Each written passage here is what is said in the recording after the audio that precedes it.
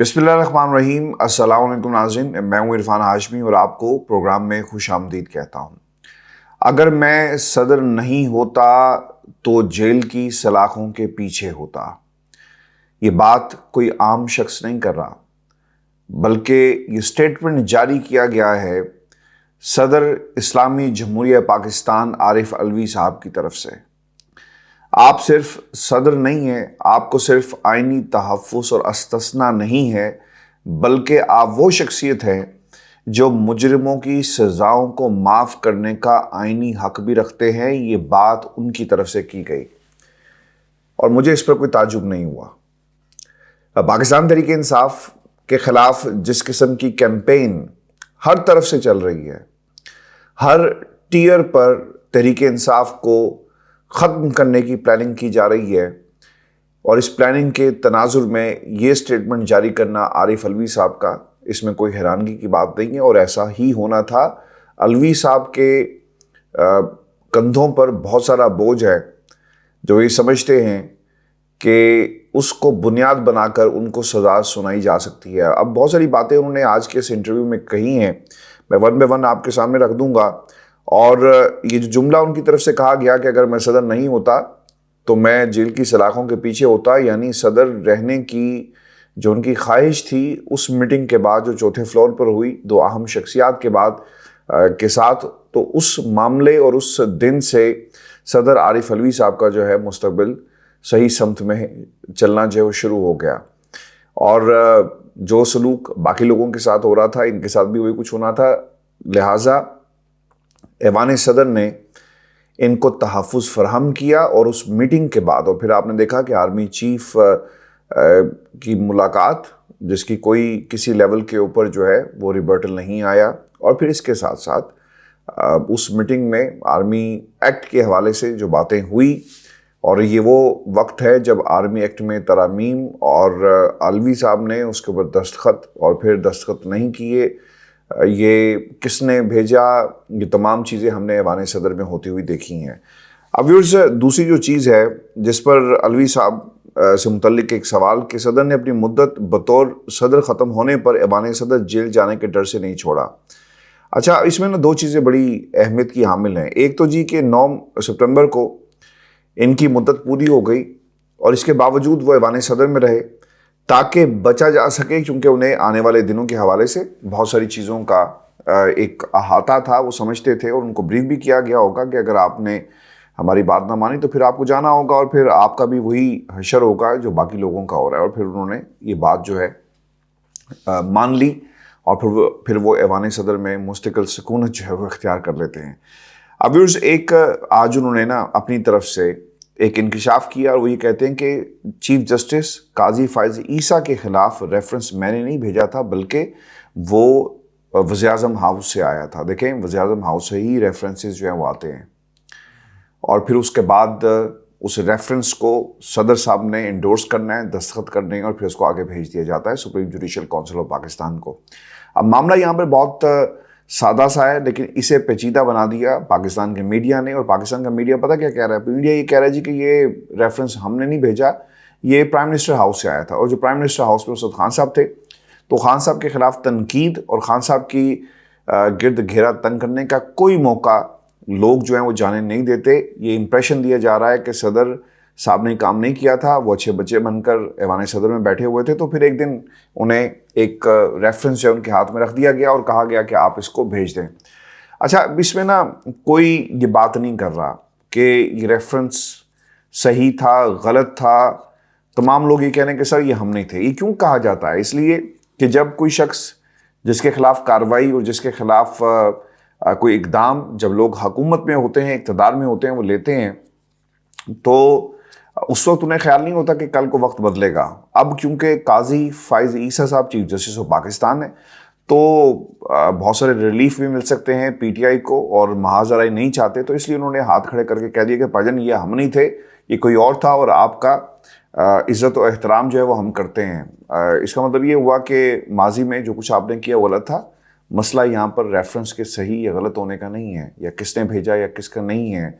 यहाँ पर मसला है कि काजी साहब ने جو اپنے اثاثے تھے، جو منی ٹریل تھا وہ دینا تھا، لیکن آپ کو وہ تاریخی فیصلہ یاد ہوگا جس میں کہا گیا کہ ججوں سے نہیں پوچھا جا سکتا یا انہیں بتانا چاہیے کہ ان کا جو آمدنی ہے اور جو ان سے سوال پوچھے گئے اس کا جواب جو ہے وہ نہ دینا چاہیں تو نہیں دیں گے. ٹھیک ہے. اب اس کے بعد الوی صاحب یہ بات شاید بھول رہے ہیں کہ ان کے دستخط اس ریفرنس پر موجود تھے، لیکن آج وہ مکمل طور پر انہوں نے اس کے اوپر انکار کر دیا. اب وہ برابر کے شریک ہیں یا نہیں ہیں یہ معاملہ نہیں ہے کہ بھیجنا تھا یا نہیں بھیجا، یا عمران خان نے بھیجا یا فاروق حبیب صاحب جو تھے، فاروق نسیم صاحب جو تھے ان کی طرف سے کیا یہ.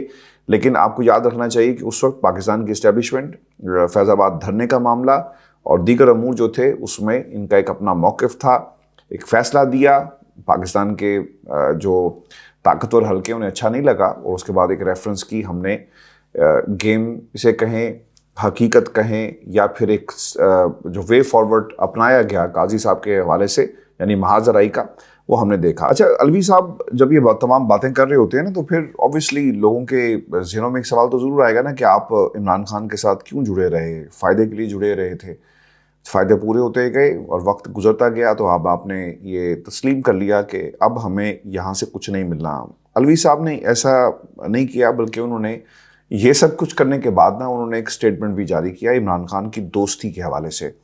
وہ یہ کہتے ہیں کہ چیئرمین پی ٹی آئی کے ساتھ 27 سال سے ہوں، وہ بطور دوست اور ہمدرد مجھ پر نظر رکھتے ہیں، وہ ابھی بھی میرے لیڈر ہیں. عمران خان کی مقبولیت میں اضافے کا کریڈٹ نگران حکومت کو جاتا ہے. بالکل ٹھیک ہے جی، آپ زمان پاک پہ حملے کریں، پولیس پہنچ جائے. آج بھی پولیس یہی کر رہی ہے. پی ٹی آئی پر دھاوا بولا جاتا ہے.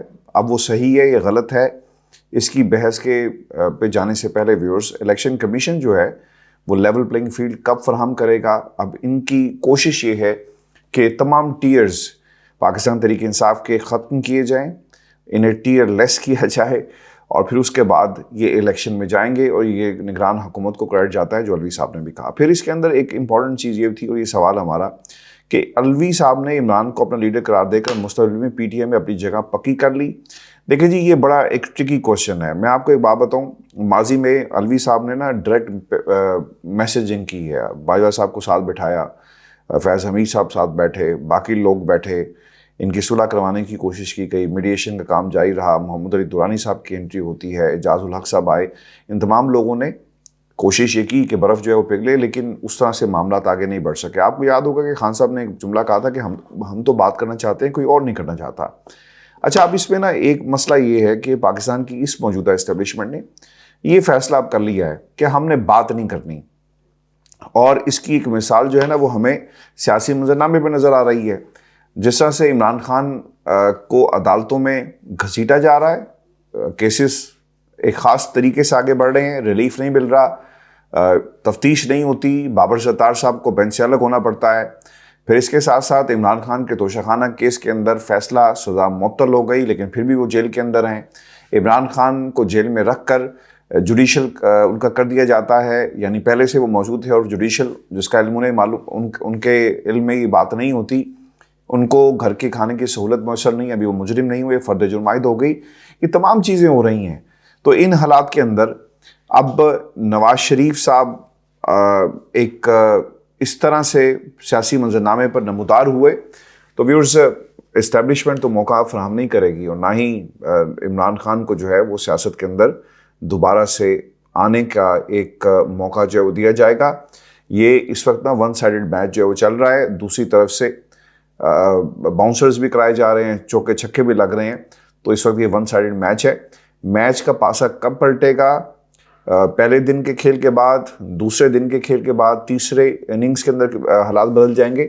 یہ میرا خیال ہے کہ اس کے لیے ہمیں کچھ دن انتظار کرنا پڑے گا اور کچھ سوالات جس کے بعد آپ کو یہ سمجھنے میں تھوڑی سی آسانی ہو جائے گی. ویورز آپ کو یہ بتا دیں کہ جو الیکشن کا معاملہ تھا نا، اب اس کے اوپر الوی صاحب کا ایک اور بھی سوال جو انہوں نے رکھا اپنے اس انٹرویو میں، یعنی وہ سوال خود سے کر رہے ہیں. وہ یہ کہتے ہیں کہ جنوری کے آخر میں الیکشن ہو جائیں گے، اعلیٰ عدلیہ نے الیکشن کے معاملے پر نظر رکھی ہے، مناسب فیصلہ آئے گا. اچھا اب وہ جنوری میں الیکشن ہو جائیں گے. اب انہوں نے ایک سوال پوچھا کہ جنوری میں الیکشن ہو جائیں گے، تو جنوری میں الیکشن ہونے کے حوالے سے وہ کانفیڈنٹ نہیں ہے. صدر عارف الوی صاحب نا اب وہ پتہ کیا کر رہے ہیں، وہ کر یہ رہے ہیں کہ اپنے بیانات کے ذریعے ایک سافٹ کارنر کریٹ کرنے کی کوشش کر رہے ہیں اپنے لیے اور پاکستان تحریک انصاف کے لیے. خان صاحب نے بھی یہی کیا کہ بھائی ہم نے نہیں یہ کیا تھا, یہ اسٹیبلشمنٹ تھی, اور یہ کہہ رہے ہیں کہ جناب یہ وزیر اعظم ہاؤس سے ریفرنس آیا تو لہٰذا. اور پھر انہوں نے یہ بھی کہہ دیا کہ 90 روز کے انتخابات کے حوالے سے کہ انہوں نے گہری نظر رکھی ہوئی ہے. شاید الوی صاحب بھی ٹیلی ویژن نہیں دیکھتے, اور انہوں نے شاید اس وقت ٹیلی ویژن بھی شاید دیر سے دیکھا تھا جب آرمی ایکٹ کے اوپر ان کے دستخط اور پھر وہ پورا معاملہ ایک کنٹروورسی سامنے آئی. اس کا کیا ہوا کسی کو کچھ معلوم نہیں ہے. یہ ایک ناکام ریاست پاکستان کی, بنانا ریپبلک, کینگرو کورٹس, یعنی جتنے نام جو ہیں پاکستان کے آپ آئین شکنی کے حوالے سے رکھ سکتے ہیں وہ شاید کم ہوں گے, کیونکہ اب یہ ایک پرماننٹ فیچر بن گیا ہے ریاست پاکستان کا, اور اس پرماننٹ فیچر کو آپ اس سے الگ نہیں کر سکتے. ویورز, یہ جو الیکشن کا خدشہ ہے نا کہ آخر میں بھی نہیں ہوں گے. ایک تو آپ کو بات بتا دیں کہ اگر یہ نہیں ہوتے تو نگران سیٹ اپ طول پکڑے گا, اور پھر اس کے ساتھ ساتھ نون لیگ اور اسٹیبلشمنٹ کا انتخابات تاخیر سے کروانے کے اوپر اگر اتفاق ہو جاتا ہے تو پھر تو کوئی ان کو روک نہیں سکتا. عمران خان اندر, صدر صاحب آپ کے اندر, عارف علوی صاحب جو ہیں وہ کہتے ہیں کہ اگر میں ایوان صدر میں نہ ہوتا تو میں بھی اندر چلا جاتا. 10 لوگوں کے آپ نے دائمی وارنٹ گرفتاری جو ہیں وہ جاری کر دیے. پاکستان تحریک انصاف پوری کی پوری ٹوٹ چکی ہے. لوگ استحکام پاکستان پارٹی میں چلے گئے. عمران خان کو توڑنے کی کوشش کی جا رہی ہے, کیسز پہ کیسز بنائے جا رہے ہیں. 9 مئی کے واقعات کے اوپر اب ملٹری کورٹس کا جو معاملہ ہے اسے سپریم کورٹ آف پاکستان کے ایک بڑے بینچ کے سامنے لگایا جائے گا. چیلنج کرنے کا انتظام جو ہے وہ کیا جا رہا ہے, اور دوسری طرف نواز شریف صاحب کو نا ایک موقع دیا جا رہا ہے کہ وہ سیٹل ہو جائیں. تو یہ تمام اشارے انڈیکیٹرز ہیں کہ پاکستان میں انتخابات وقت پر نہیں ہوں گے. اور جو بات آپ کر رہے ہیں نا کہ 90 روز میں انہوں نے بڑی گہری نظر رکھی ہوئی ہے, تو شاید آپ کو قاضی صاحب کی, صدر صاحب وہ جو انہوں نے ریمارکس دیے تھے عمر ایوب کے دادا کے حوالے سے, پھر انہوں نے جو ریمارکس دیے تھے کہ 90 دن میں تو اب انتخابات نہیں ہو سکتے, پھر انہوں نے جو ریمارکس دیے اور ملبہ سارا پاکستان تحریک انصاف پر ڈال دیا کہ مردم شماری کروانا تو ان کی ذمہ داری تھی, انہوں نے کیوں نہیں کروائی, اپنے وقت میں کروا لیتے. حالانکہ انہیں یہی نہیں یاد کہ سپریم کورٹ پاکستان کا فیصلہ ہے. اور پھر اس کے بعد اپنے جو پچھلے تھے چیف جسٹس ان کے انہوں نے فیصلے کی دھجیاں اڑائی. اب یہ ہوتا کیا ہے, یہ آنے والے دن میں چیزیں کلیئر ہوں گی, کیونکہ الیکشن کی تاریخ دور دور تک ہمیں نظر نہیں آ رہی. جس طرح نگران حکومتیں کام کر رہی ہیں اور پھر جس طرح سے نواز شریف صاحب کی اس وقت پیس چل رہی ہے, اس کے بعد کم از کم ایسا نہیں لگتا کہ الیکشن جو ہے اپنے وقت پر ہوں گے یا ان کا اعلان جو ہے وہ کیا جائے گا. ویورز, اب اس میں نا ایک اور بڑی امپورٹنٹ چیز یہ بھی ہے کہ نواز شریف صاحب کو نا ایک بیانیے کی تلاش تھی, اور انہوں نے اب یہ مینار پاکستان پہ کھڑے ہو کر یہ نعرہ لگا دیا کہ ہم مفاہمت کریں گے. اب یہ مفاہمتی بیانیے پر کس حد تک قائم رہتے ہیں, سرویز ہوئے, اس کے ریزلٹس بھی آپ کے سامنے آ گئے, اور 70% پاکستانیوں نے چیئرمین پی ٹی آئی کے ساتھ محاذ آرائی کو ختم کرنے کے حوالے سے یہ بات کہی. اس پہ 70% لوگوں نے اپنی رائے دی. اب دیکھنا یہ ہوگا کہ الوی صاحب اس بیانیے کی نہ صرف حمایت کرتے ہیں بلکہ اپنا کردار بھی کیا ادا کرتے ہیں. اس کے لیے ہمیں کچھ دن جو ہے انتظار کرنا پڑے گا. ویورز, جو دوسری خبر ہے نا ہماری, یہ ہے جی اسحاق ڈار صاحب کی. اچھا, اب یہ نا مفاہمت کی ڈیل کے حوالے سے کچھ باتیں ہو رہی ہیں, اور یہ اسحاق ڈار صاحب رائٹ ہینڈ ہیں نواز شریف صاحب کے, اور انہوں نے 1.5 برس یعنی نگران حکومت آتی ہے, اس سے پہلے یہ جب پی ڈی ایم کی حکومت تھی اس میں بطور وفاقی وزیر خزانہ اپنا کام کیا, اور معیشت جیسی بھی ہے یہ سارے کا سارا کریڈٹ جو ہے ان کو جاتا ہے, اچھی ہے بری ہے اس کے اوپر ہم متعدد دفعہ فگرز آپ کے سامنے رکھ چکے. تو یہ سارا کریڈٹ جو ہے اسحاق ڈار صاحب کو جاتا ہے. اسحاق ڈار صاحب کا ایک انٹرویو ہے جی, اور اب پاکستان کے اندر تو بات یہ ہو رہی ہے نا کہ آپ ڈیل کر کے آئے. کیا ضرورت پڑی تھی کہ آپ ٹیلی ویژن چینل پہ جائیں, ایک انٹرویو دیں اور کہیں گے جناب ہم ڈیل کر کے نہیں آئے بلکہ قانون نے اپنا راستہ خود بنایا. میں آپ کو نا ایک بات آپ کے سامنے رکھتا ہوں, جب آپ قانون کی کتابوں میں ان اختیارات کو استعمال کرتے ہوئے ریلیف حاصل کریں جس کا میرٹ سے کوئی تعلق نہیں ہے, تو پس یہ ثابت ہوتا ہے کہ آپ کے پاس ثبوت نہیں تھے اپنی بے گناہی کے جو آپ عدالتوں میں رکھ سکتے. آپ کو تو یہ چاہیے تھا نا کہ آپ العزیزیہ کیس چلاتے اور کہتے کہ جی چلائیں جی, ہم نہیں ڈرتے آپ سے. اب یہ کیا کریں گے جلسوں میں جا کر کہ دیکھو ہم تو باہر پھر رہے ہیں.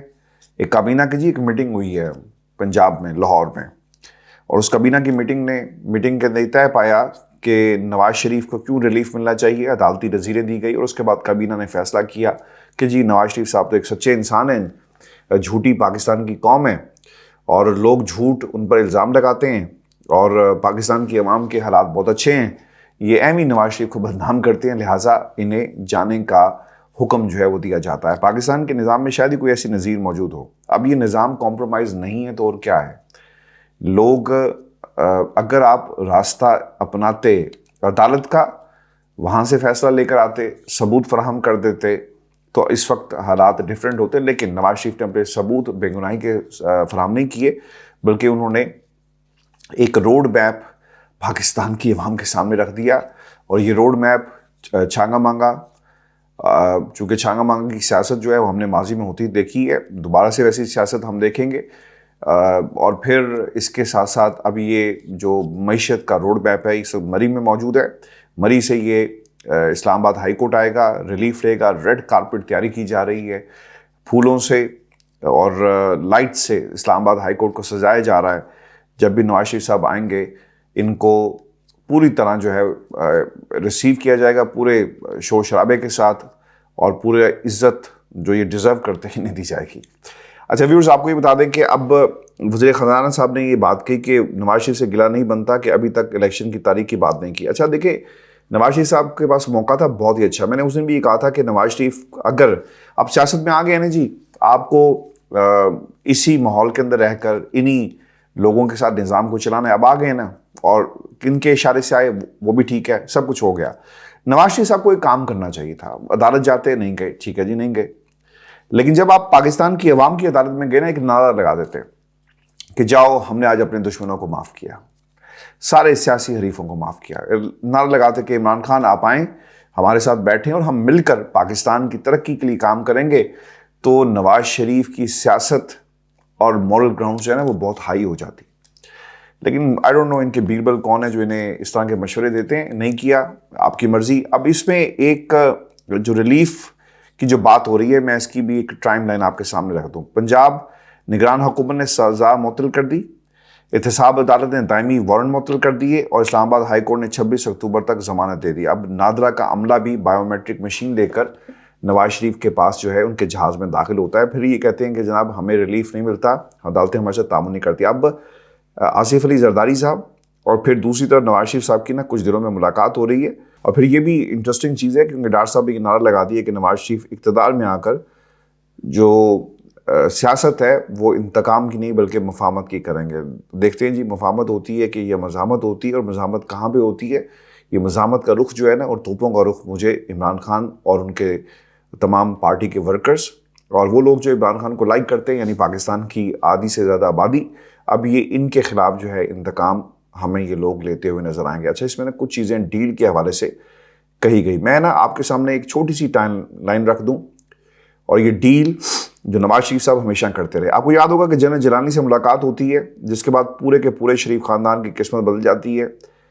قوم کو یہ بتائیں میاں صاحب باؤ جی کہ کیا وہ ایک ڈیل نہیں تھی؟